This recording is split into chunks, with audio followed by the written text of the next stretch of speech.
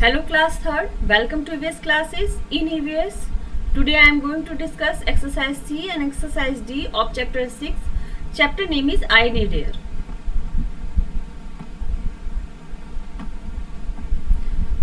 First sentence is we can see air around us.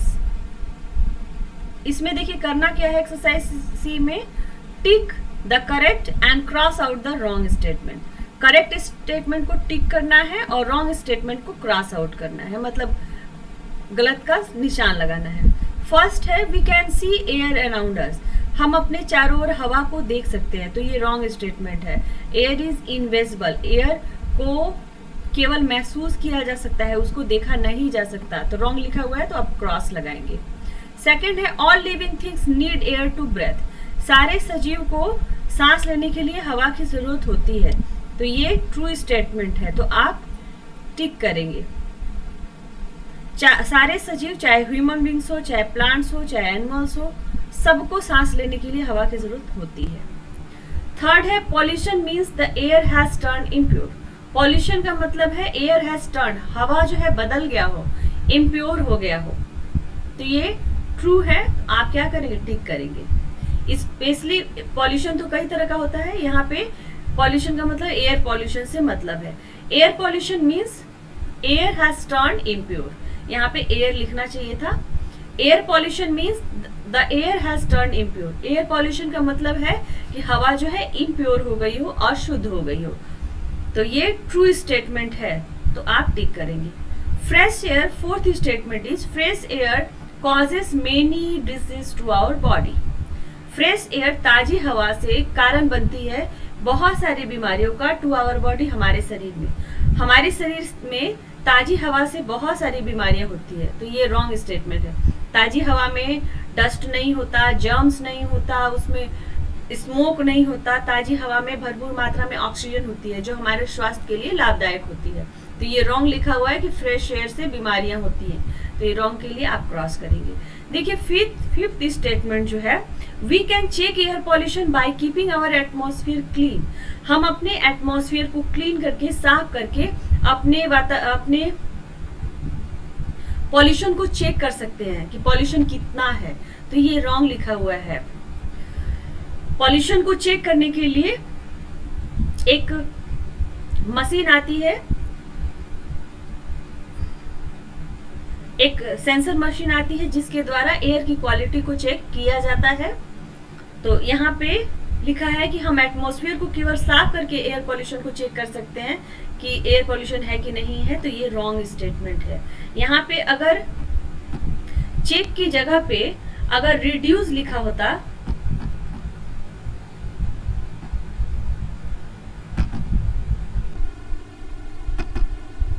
अगर यहाँ पे चेक के जगह पे रिड्यूस लिखा होता, we can reduce air pollution by keeping our atmosphere clean.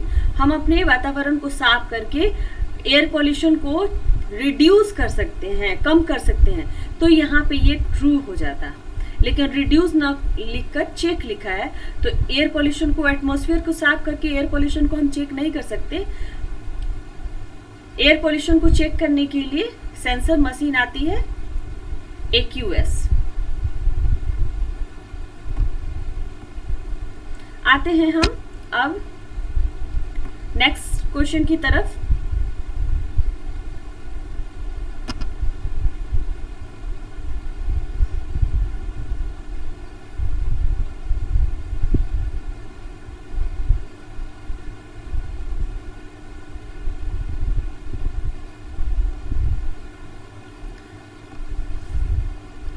Tick mark the correct answer.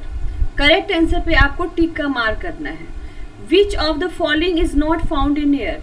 हवा में क्या नहीं पाया जाता, ऑक्सीजन पाया जाता है कि नहीं, हवा में क्या नहीं पाया जाता, तो ऑक्सीजन लिखा है, तो ऑक्सीजन तो हवा में होती है.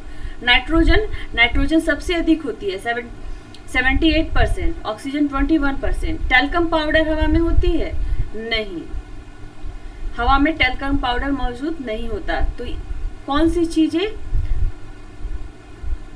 नहीं पाई जाती पूछा जा रहा है, तो टेल्कम पाउडर पे आप राइट की जा रहे, टेल्कम पाउडर पे आप टिक करेंगे कि टेल्कम पाउडर जो है हवा में नहीं होता है. सेकंड है which of the following need air to live. इसमें से देखिए कुछ इसमें से लिखा हुआ है, उसमें से किसको जीवित रहने के लिए हवा की जरूरत है, उस पर टिक करना है। डॉग को, yes, dog needs air to live. Girls, yes, girl need air to live. Butterfly, yes, जितने भी इंसेक्ट हैं, छोटे से छोटा कीड़े मकोड़े हो, सबको एयर की जरूरत होती है। कंप्यूटर को एयर की जरूरत है? नहीं। कंप्यूटर नॉन लिविंग है, निर्जीव है, उसको सांस लेने के लिए हवा की जरूरत नहीं होती। पेपर काइट, पतंग को जरूरत होती है? नहीं, तो आप टिक नहीं करेंगे। रैबिट को, यस, रैबिट एक एनिमल है, लिविंग बीइंग है, उसको जीवित रहने के लिए जरूरत होती है एयर की, तो रैबिट पे टिक करेंगे। हैंड बैग, आपके बैग को सांस लेने के लिए हवा की जरूरत होती है? नहीं, तो नहीं टिक करेंगे। ट्री को, यस, ट्री को भी ब्रेथ के लिए हवा की जरूरत होती है, कार्बन डाइऑक्साइड की जरूरत होती है, तो टिक करेंगे। बिल्डिंग को जरूरत होती है? नहीं, बिल्डिंग नॉन लिविंग है, निर्जीव है, उसको जरूरत नहीं होती। तो इस तरह से कौन कौन से चीजें हैं जिसको हवा की जरूरत है, तो dog, girl, butterfly, tree, rabbit, इतने पे आप टिक करेंगे। Third statement is when the air moves we can call it the, जब हवा बहती है तो हम उसे क्या कहते हैं? ड्रिजल कहते हैं। ड्रिजल कहते हैं बूंदाबांदी होना, मतलब बारिश होना। तो क्या हवा बहती है तो उसको ड्रिजल कहते हैं? नो। विंड, यस, जब हवा मूव करती है, अगर एयर तो ऐसे भी प्रेजेंट होती है एटमॉस्फेयर पे, लेकिन जब वो मूव करती है तब हमें वो फील होता है, महसूस होता है। तो विंड, जब हवा मूव करती है तो उसको विंड कहते हैं। और हवा जब बहुत तेजी से मूव करे, उसके अंदर इतना पावर हो कि वो विध्वंस कर सके, तो ऐसे हवा को हम कहते हैं स्टॉर्म। तो यहाँ पे स्टॉर्म नहीं होगा, यहाँ पे होगा विंड। एक्सरसाइज सी और एक्सरसाइज डी, ये आप अपनी कॉपी पे नहीं, बुक पे ही फिल कर लेंगे। तो एक्सरसाइज सी, एक्सरसाइज सी,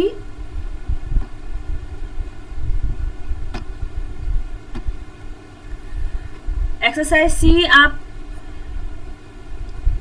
बुक पे फिल कर लीजिए, वीडियो को रोककर एक्सरसाइज सी बुक पे फिल कर लीजिए।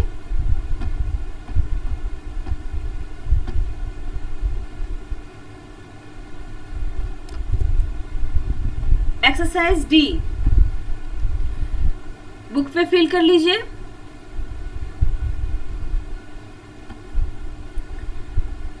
एक्सरसाइज सी और डी, ये आप आज बुक पे पहले वीडियो को देखेंगे और अच्छे से समझेंगे, उसके बाद एक्सरसाइज सी और एक्सरसाइज डी अपने बुक पे फिल कर लेंगे। आज का यही होमवर्क है।